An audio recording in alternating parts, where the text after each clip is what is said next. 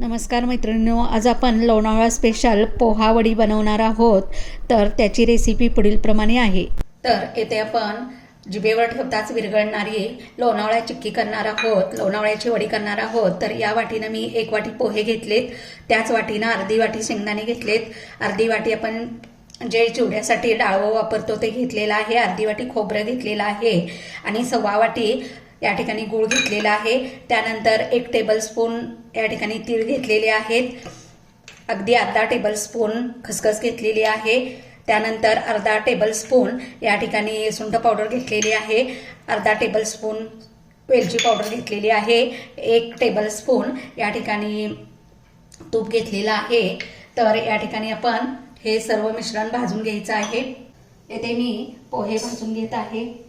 तर येथे मी पोहे भाजून घेतलेले आहेत. बघा, आपल्याला पोहे जास्त भाजायचे नाहीत, करपवायचे नाहीत, थोडेसे कुरकुरीत होईपर्यंत भाजायचे आहेत. आता हे पोहे कुरकुरीत झालेले आहेत, त्याला मी एका भांड्यात काढून घेत आहे. शेंगदाणे खरपूस असे भाजून घेत आहे.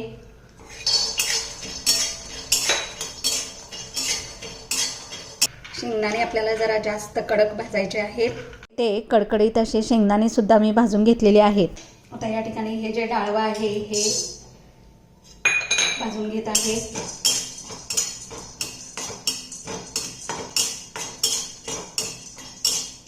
हे सर्व मीडियम गॅसवर भाजून घ्यायचं आहे. डाळ सुद्धा भाजून झालेली आहे. इथे खोबरं मी भाजून घेते. खोबरं भाजताना एकदम गॅसची फ्लेम बारीक ठेवायची आहे. तुम्ही बघू शकता खोबरं आपलं या ठिकाणी कलर बदललेला आहे, म्हणजे भाजलेला आहे.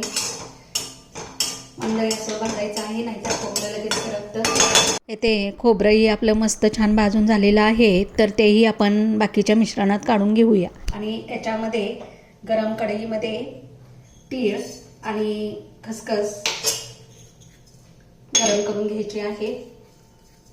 आता भाजून झालेलं आहे, हे एका भांड्यात काढून घेऊया. तर येथे तुम्ही बघू शकता सर्व मिश्रण आपलं या ठिकाणी भाजून तयार झालेलं आहे. याला थोडंसं थंड करून घ्यायचं आहे. आता गॅसवर पुन्हा मी तीच कढई ठेवलेली आहे. आता त्यामध्ये मी 1 चमचा तूप घालत आहे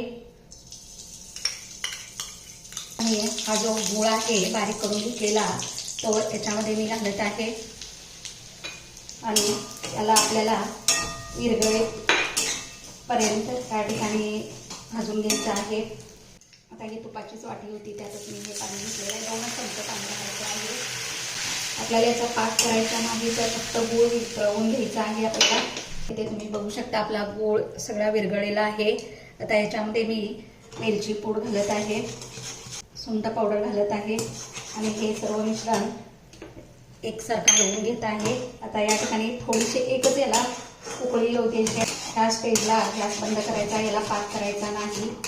हे जे भाजून घेतलेलं साहित्य आहे हे थंड झालेलं आहे, त्याला एका मिक्सरच्या भांड्यामध्ये घालून बारीक करायचं आहे. आता त्यातलं थोडंसं मिश्रण एकदम बारीक करणार आहे आणि थोडंसं मिश्रण मी थोडंसं जाड भरड करून घेणार आहे. येथे तुम्ही बघू शकता हे जे मिश्रण एकदम बारीक असं करून घेतलेलं आहे ते एका भांड्यात काढून घ्यायचं आहे. आता यानंतर राहिलेलं जे साहित्य आहे हे थोडंसं अगदी जाडसर फिरवून घ्यायचं आहे, पल्स मोडवरती फिरवून घ्यायचं. आणि दुसरी बॅच या ठिकाणी जरासं जाडसर करून घेतलेली आहे. आता हे दोन्ही मिश्रण एकत्र करायचं आहे. सर्व मिश्रण मिक्स करून घ्यायचं आहे. आता या ठिकाणी आपण हे मिश्रण वितळवून घेतलेल्या गुळामध्ये मिक्स करूया आणि याला एकसारखं मिक्स करून घ्यायचं आहे. गॅसची फ्लेम बारीक करून त्याच्यावरती याचा घट्ट असा गोळा करून घ्यायचा आहे. तुम्ही याच्यामध्ये काजू बदाम ही बारीक करून घालू शकता. आता इथे माझ्याकडे काजू बदामची पेस्ट केलेली आहे, ती मी यामध्ये घालत आहे. काजू बदाम हे ऑप्शनल आहे. आता याचा मंद गॅसवर एक गोळा करून घ्यायचा आहे. आता गॅस बंद करायचा आहे. मी कोरड्या ताटाला तूप लावून घेत आहे. हे जे मिश्रण तयार झालेलं आहे त्याचा गोळा गोळा या ताटावरती ओतून घ्यायचा आहे. याला एकसारखं पसरवून घ्यायचं आहे. थोडंसं कोमट झालेलं मिश्रण आहे. मी हाताने थोडंसं याला शेप देऊन घेते आहे. तर इथे तुम्ही बघू शकता ह्या मिश्रणाला आपण स्क्वेअर शेप देऊन घेतलेला आहे. आता हे मिश्रण आपण एक 10 मिनिटं असंच ठेवून द्यायचं आहे. एकदा हे सेट झालं की मग याच्या वड्या कापून घ्यायच्या आणि पुन्हा 1 तास याला सुकवायला ठेवायचं आहे. तर इथे 1 तास झालेला आहे आणि आपली वडी छान सुकलेली आहे. तर आपण ही वडी आता काढून घेणार आहोत.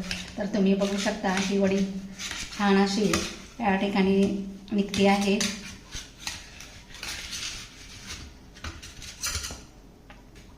तर इथे बघू शकता एक एक वडी कशी सुट्टी झालेली आहे. तर इथे बघू शकता मस्त आपली इथे लोणावळा स्पेशल पोहा वडी तयार झालेली आहे. ते तुम्ही बघू शकता किती मऊसूत आणि एकदम खुसखुशीत अशी ही वडी आपली तयार करून झालेली आहे. माझी ही रेसिपी तुम्हाला आवडली असेल तर तुम्ही अशी रेसिपी करून पहा आणि मला कमेंटद्वारे सांगा आणि माझ्या चॅनलला लाईक आणि सबस्क्राईब करायला विसरू नका.